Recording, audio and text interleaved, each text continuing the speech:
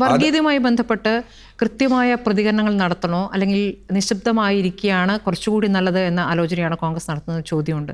കാരണം ഇപ്പോൾ രാജ്യത്ത് മുസ്ലിങ്ങൾ അരക്ഷിതരല്ല എന്ന് പറഞ്ഞിരിക്കുന്നത് പ്രധാനമന്ത്രിയുമായുള്ള കൂടിക്കാഴ്ചയ്ക്ക് ശേഷം കാന്തപുരം അങ്ങനെ ഒരു പ്രതികരണം നടത്തി. അതിനോട് പക്ഷേ കോൺഗ്രസ് എന്നല്ല കേരളത്തിലെ ഒരു മുഖ്യധാര രാഷ്ട്രീയ പാർട്ടിയും ശക്തമായി പ്രതികരിച്ചു കണ്ടില്ല. എന്തുകൊണ്ട്? ഞാൻ പറഞ്ഞു അത് കേൾക്കാണ്ടാണ്. ഞാൻ കൃത്യമായിട്ട് പറഞ്ഞു അതിനോട് ഞങ്ങൾക്ക് യോജിപ്പില്ല എന്ന് പറഞ്ഞു. അത് അദ്ദേഹത്തിൻ്റെ അഭിപ്രായമാണ്.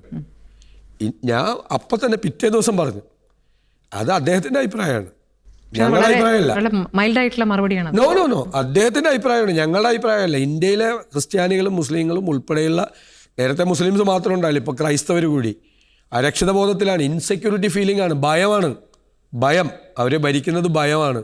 നമ്മളെടുത്തിരിക്കുന്ന സ്റ്റാൻഡ് ആര് വർഗീയത പറഞ്ഞാലും ഞങ്ങൾ എതിർക്കും. ആര് വർഗീയത പറഞ്ഞാൽ എതിർക്കും. ഇലക്ഷൻ്റെ പീക്കിൽ നിൽക്കുന്ന സമയത്ത് ആര് വർഗീയത പറഞ്ഞാലും നമ്മൾ എതിർക്കും. സാധാരണ ഇലക്ഷൻ കാലത്ത് പേടിയായിരിക്കും. ഇനി വോട്ട് ബാങ്ക് ഉണ്ട് ഞങ്ങളുടെ കയ്യിൽ, ഞങ്ങൾ ഇത് ഇതുകളെ എന്ന് പറഞ്ഞ് പേടിപ്പിക്കാൻ വന്നാലും ആ വോട്ട് ബാങ്ക് നിങ്ങളുടെ കയ്യിൽ വെച്ചേക്ക്, വർഗീയത പറയേണ്ടെന്നുള്ള സ്റ്റാൻഡ് എടുക്കും. എന്താണ് മന്ത്രി സജി ചെറിയാൻ പറഞ്ഞ സ്റ്റേറ്റ്മെൻറ്റ്? മലപ്പുറത്ത് ജയിച്ചവരുടെ പേര് നോക്കി അറിയാമെന്ന്. അപ്പോൾ തിരുവനന്തപുരത്ത് ജയിച്ചവരുടെ പേര്, കോഴിക്കോട് ജയിച്ചവരുടെ പേര്, എറണാകുളത്ത് ജയിച്ചവരുടെ പേര്. എന്താണ് ഒരു മന്ത്രി പച്ചയ്ക്ക് വർഗീയത പറയുക?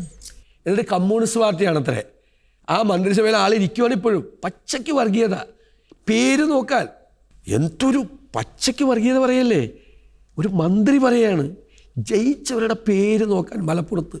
ഇപ്പോൾ കോൺഗ്രസ് ഒരുമിച്ചാണ് ഈ വർഗീയതയ്ക്കെതിരെ പ്രതികരിക്കുന്നതെങ്കിൽ വെള്ളാപ്പള്ളി എന്തുകൊണ്ടാണ് അങ്ങേക്കെതിരെ മാത്രം തിരിയുന്നത്? വെള്ളാപ്പള്ളിക്ക് കോൺഗ്രസിലെ മറ്റു നേതാക്കളോട് എതിർപ്പില്ല. അതെന്നെ ഇഷ്ടമല്ലാണ്ട് ബാക്കിയുള്ളവരുടെ ആ ഇഷ്ടക്കേടുണ്ടാവില്ലായിരിക്കും. മനസ്സിലായില്ലേ?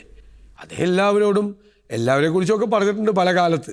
ഇപ്പം എന്നെ പറ്റി മാത്രമേ പറയുന്നുള്ളൂ മാത്രമേ ഉള്ളൂ. എനിക്കതിൻ്റെ അകത്ത് വിരോധമൊന്നുമില്ല. എൻ്റെ പാർട്ടി എൻ്റെ മുന്നണിയല്ലല്ലോ അദ്ദേഹം പറഞ്ഞത്, എന്നെയല്ലേ പറഞ്ഞു. സാരല്ല, ഒരു സമുദായ നേതാക്കൾക്കും വേണ്ടാത്തൊരു നേതാവാണോ? അല്ല, സമുദായ നേതാക്കന്മാരുടെ പ്രശ്നമല്ല. ചിലർക്ക് നമ്മളെ ഇഷ്ടമാവില്ല. അപ്പം നമ്മളെന്തിനാ അസഹിഷ്ണുത കാണിക്കുന്നത്? നമ്മളെ ഇഷ്ടമല്ല.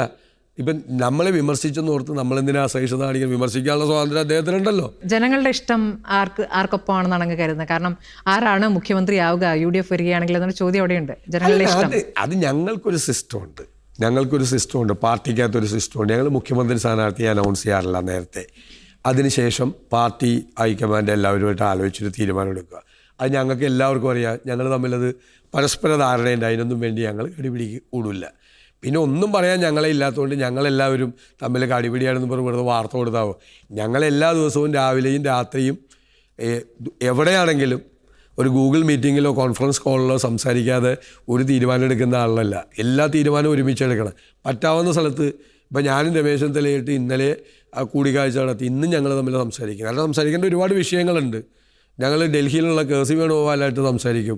KPC പ്രസിഡൻറ്റും ഞങ്ങളും തമ്മിൽ സംസാരിക്കും. ഞാനും പ്രസിഡൻറ്റും തമ്മിൽ ഇന്നലെ കൂടിയാലോചന നടത്തി. ഞങ്ങളെല്ലാം കണ്ടെത്തില്ല. ഞങ്ങൾ രാവിലെയും രാത്രിയും പരസ്പരം ബന്ധപ്പെട്ടിരിക്കുന്ന ഒരു ടീം വർക്കാണ്.